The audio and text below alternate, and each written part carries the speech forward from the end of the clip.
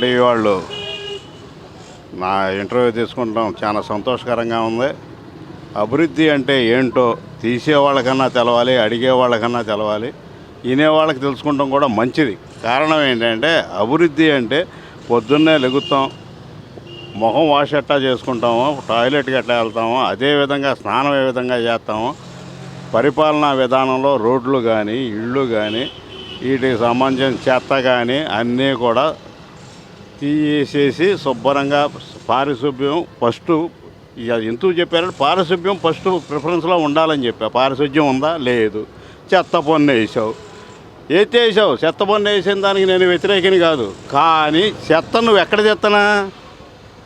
Current మేలు రకమైంది ఇస్తానంటున్నావు, 3 గంటలు ఇస్తున్నావు, 21 గంట తీసేస్తున్నావు, రోజుకి 24 గంటల్లో.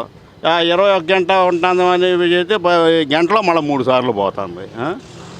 ఇకపోతే అభివృద్ధి నేను చేశానంటే అభివృద్ధి ఏంటి ఎత్తుకు మొయ్యటం కాదయా, చేయూతనివ్వాలి, ఎత్తుకు మొయ్యటం కాదు.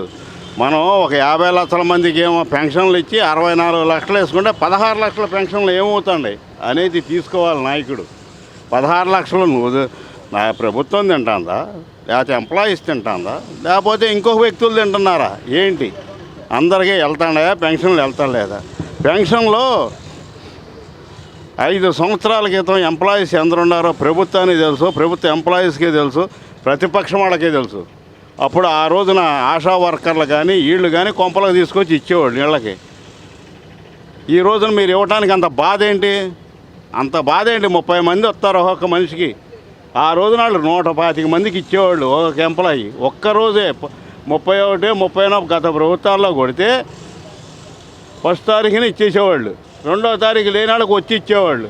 వాళ్ళు ఊరు వెళ్ళారంటే హైదరాబాదో లేకపోతే విజయనగరమో లేకపోతే కనుక కడపో కర్నూలు వెళ్ళారంటే 3 రోజులకైనా 5 రోజులకైనా ఇచ్చొచ్చేవారు. 7వ తారీఖు దాకా ఇచ్చేవాళ్ళు.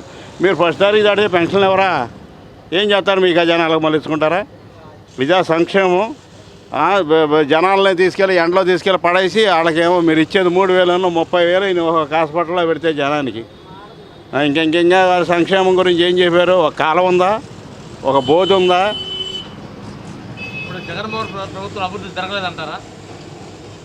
జగన్మోహన్ రెడ్డి గారి ప్రభుత్వంలో అభివృద్ధి జరగలేదంటావు. ఏం జరిగిందో నువ్వు చెప్పు, దాని అన్నిటికీ నేను చెబుతా. జరిగిందో జరగలేదో? జరగలేదు అని అన్నావు, కానీ పని సక్రంగా ఒక ఇదిగా ఉండాలి. ఒక మేనిఫెస్టో ఒకసారి ఒక రకంగా ఉండాలి. మేనిఫెస్టోలో ఇచ్చిన అమలు జరిపామంటే ఏం అమలు జరిపారు? రైతులకు ఏం చేశారు? రైతులు కష్టించి పని చేస్తున్నారు. ఒక వ్యవసాయానికి ఎంత అవుతుందో జగన్మోహన్ రెడ్డి గారి గవర్నమెంట్లో తెలియదన్నావు. ఒక ఎకరానికి ఎంత అవుతుందో నువ్వు చెప్పు. Tell me, answer my question. ఒక ఎకరానికి ఎంత అవుతుంది? సార్వాకి ఎంత అవుతుంది? మీరు చెప్పబోయా? నన్ను ప్రశ్నించేటప్పుడు ఇంటర్వ్యూ చేసేవాడు విలేకరు ఏ విధంగా ఉండాలంటే జమ్ ఐఏఎస్ లాగా ఉండాలి. ఐ టెల్ యూ, ఏరియాని బట్టి అయినా సరే ఒక ఏరియా ఏమవుతుంది చెప్పు, నేను చెబుతా. గుడ్. ఇక్కడ పరిస్థితులు బట్టి నది ప్రవాహం బట్టి 35,000 ఖర్చు అవుతుంది. అదే మెట్లాండ్ ఏరియాలో అయితే 45,000 ఖర్చు అవుతుంది. ఇక్కడ ఈ దేంట్లో అయితే 3 బత్తాలు అయితే ఎరువు సరిపోతుంది. అక్కడికి వచ్చేటప్పుడు 6 బస్తాలు ఎరువు వేయాల్సి వస్తుంది. ఇక్కడ 12 మంది కూలీలో 13 కూలీలో పడతాంటే అక్కడ 30 మంది కూలీలు పడతారు. కానీ మేము ఇంత శ్రమ కూర్చి పండితే మీరు డబ్బులు 3 నెలలకు కొట్టకపోతే మేము 10 ఎకరాల రైతులు 5 ఎకరాల రైతులు 1,50,000 3 లక్షల రూపాయలు అప్పులు తీసుకొస్తే 3,000 రూపాయలు వడ్డీలు కడతా అంటే ఏంటమ్మా? మీ ప్రభుత్వం అభివృద్ధి చేసిందా చేయలేదా అని ప్రశ్నించావు. నేను ఈటీవీ నువ్వు ప్రభుత్వం తరఫున, నేను ప్రభుత్వం తరఫున ప్రతిపక్షం తరఫున మాట్లాడుతున్నా, యాజ్ రైతుగా మాట్లాడుతున్నావు. ఇప్పుడు మాత్రం వాస్తవ విషయం ఇది. రైతు భరోసా కేంద్రాలు పెడతామే ఒక ఫ్రాడ్. రైతు భరోసా కేంద్రాలు పెడతామే ఒక ఫ్రాడ్. రైతు భరోసా కేంద్రాల్లో 1,650 రూపాయలు ఎత్తా అంటున్నారు. జిల్లా కలెక్టర్ కానించి, జేసీ కానించి, విఆర్ఓ కానించి, అదేవిధంగా ఎంఆర్ఓ దాకా 4% మార్చరు అన్నారు. 4% మార్చరేంటి? ఆ తర్వాత ఏమో 2% తప్పాతాలు ఏంటి? ఈ విధంగా తీసుకొని 1,400 వస్తుంది. 1,400 రూపాయలు రైతుకి మీరు పెట్టిన రేట్ అంతా 1,630 రూపాయలు మేము కొడతాం అన్నారు. వాళ్ళు తగ్గించి కొడతారు. ఈ విధి విధానాల్లో ఏముంది? మా ఆర్బీకే పెట్టాం, లేకపోతే కనుక నీకు ఎయిర్ ఫ్లైట్ పెట్టాం. అక్కడ గుడ్లవల్లేరులోనో లేకపోతే సాంద్రాల్లోనో లేకపోతే కనుక గుడివాడలోనో ఫ్లైట్ పెడితే ఫ్లైట్ అసలు డోరే తెరవన్నప్పుడు ఫ్లైట్ ఎందుకయ్యా మాకు ఫ్లైట్ ఎందుకు? మాకు ఏదన్నా నడిపించుకొని అక్కడ తీసుకెళ్తానికి ఒక చిన్న వాహనం చాలు. గత 20 సంవత్సరాల కొడాలి నాన్నగారు మీ దగ్గర ఉన్నారు. మరి ఇన్ని సమస్యలున్నప్పుడు మీరు నాన్నగారు ఎందుకు నిలదీయలేదు? నెల తీయటానికి కొన్నాళ్ళు ఆయనకి అధికారం లేదు. అధికారం వచ్చిన తర్వాత ఆయన కనపడటం లేదు. కొడాలి నాని గారిని ఎందుకు నిలదీయలేదు అంటే ప్రతి రైతు కూడా నెల తీయగలిగిన వస్తే అసలు ప్రభుత్వాలే ఉండవు. మాతుల మీద మీ పేరేంటే? మా ఆస్తుల మీద మీ ఫోటోలేంటి? రాష్ట్ర ప్రభుత్వ ఫోటో ఉండాలి. రాష్ట్ర ప్రభుత్వ ఫోటో ఉంటే రాష్ట్ర ప్రభుత్వ ఫోటో చెల్లుబాటు ఉంది పాస్బుక్ల మీద. ఏమి నిరసన తెలియజేస్తావా? లోపల చెరదంటే లేకపోతే నిరసన తెలియజేస్తా అంటే ఏంటి? What you mean? ఇదే ప్రజాస్వామ్యమా లేకపోతే ఇదే ఏంటి? ప్రజాస్వామ్యాల ప్రజల ప్రకారం నడిచారా? మేము ఇమ్మన్నా పాస్బుక్లు?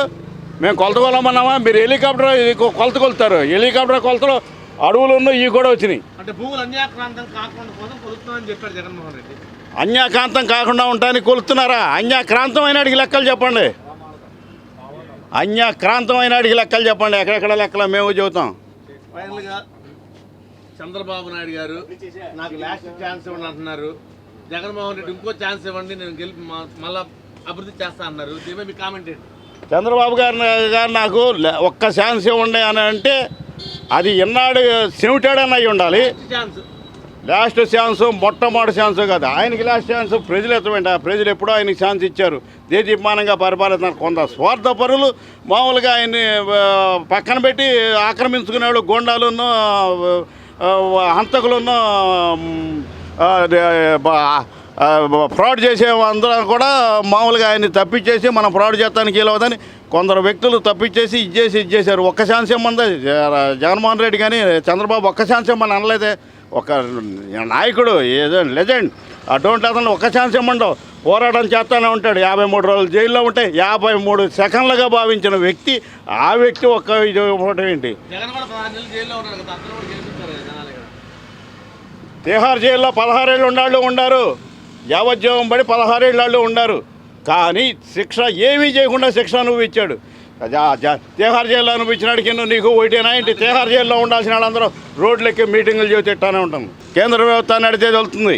కేంద్ర ప్రభుత్వాన్ని అడిగితే అప్పుడప్పుడు తెలుస్తుంది. 1000 పేజీలు ఇది దాంట్లో ఉంది. సుప్రీంకోర్టు జడ్జిలు హైకోర్టు జడ్జిలు అన్నీ కూడా పరిశీలించారు. సిబిఐ ఈడీలు అన్నీ చేశారు. వడ్డిచ్చేవాడు మనాడైతే కనుక ఏమీ జరగదన్నట్టు. ఏంటా మీరేమన్నా రాజులా? మీరు ఏదన్నా వాస్తవం మాట్లాడితే మీరు రాజులు లాగా ఇది పెడతారా కేసు? ఏం కేసు అది? రాజద్రోహమా? అసలు మీరు పశువులా మనుషులా? లేకపోతే కనుక ఆధునిక ప్రపంచంలో బతుకుతున్నారా? పశువులు నియంత్రణలో ఉన్న రోజుల్లో రాజద్రోహంగా ఉండేది. రాజులు ఉన్నప్పుడు రాజద్రోహం ఉండేది. రాజులు ఉన్నప్పుడు కూడా సమర్థుడైన రాజు ధర్మపరుడైన రాజు ఉన్న రోజున లేదు. అది లేదు. రాజద్రోహం నేరం లేదు. రాజద్రోహం అనేది మీరు పురాణాలు గ్రంథాలు చదువుకోండి. రాజద్రోహం అనేది ఎక్కడా కనపడదు. మీరు చేసేది రాజద్రోహాన్ని. ప్రజలు రాజద్రోహం చేస్తారా? ప్రజలు ప్రశ్నించకూడదా? ప్రజలు ప్రశ్నించలేనప్పుడు అసలు ప్రజలుగా ఓట్ల కోసం మీరు వస్తాం ఎందుకు? మీరు రాకుండా మానేయచ్చుగా. ఇప్పుడు ఫైనల్ నేను అడిగే క్వశ్చన్ ఏంటంటే 20 సంవత్సరాలుగా కొడాలి నాన్నగారు ఉన్నారు. ఇక్కడ సమస్యలు ఉన్నాయి మీరు చెబుతున్నారు. కొత్తగా వెనుగల రాము గారు ఒక ఆయన వచ్చాడు ఎన్ఆర్ఐ. కొడాలి నాన్నగారు చెయ్యింది ఏంటి? ఇది చేయబోయేది ఏంటి? అమ్మ కూడెట్టినాడు, పెన్నమ్మ కోహెడతాడు. ఎందుకో తెలుసా? ఎందుకో చెప్పు. అత్తే పెన్నమ్మ నోరేసు పడకుండా ఉంటుందని. ఈడేది చెప్పని మేము మాట్లాడకుండా ఉన్నాం. ఎందుకు? మీదకి వస్తాడో కొడతాడో తిడతాడో. ఆడేదో చేస్తానంటున్నాడు. ఆడికి అవకాశం ఇవ్వండి. ఇస్తే లేకపోతే మాని. ఇస్తే అదృష్టవంతులు అవుతాం. లేకపోతే ఇది ఈయనైతే కనుక మామూలు సొక్కా పట్టుకుని నుంచోబెట్టచ్చు. ఉన్నాడు 4 ఏళ్ళ బట్టి ఉన్నాడు నుంచోబెట్టలేం కదా. ఆయన ఏదో చేస్తాడు. ఆయన చేసేది ఏంటి? ఆయన చేసేది ఏంటి అంటే వచ్చేవాడిని గురించి చేసేవాడిని గురించి ఆడ అవినీతి చేయడు. నేను రాము అవినీతి చేయడు, అవినీతి ప్రోత్సహించడు. అదేవిధంగా నువ్వు అడుగుతావు. ఇప్పుడు నువ్వు నానిగారు అభిమానం అయితే నానిగారు చేశారు, నానిగారు అవినీతి చేశారని నేను అంటలా. అవినీతి పనులు ప్రోత్సహించాడని అంటున్నా. It is my challenge. ప్రోత్సహించాడు అంటున్నా నేను. Please like and subscribe eagle Andhra.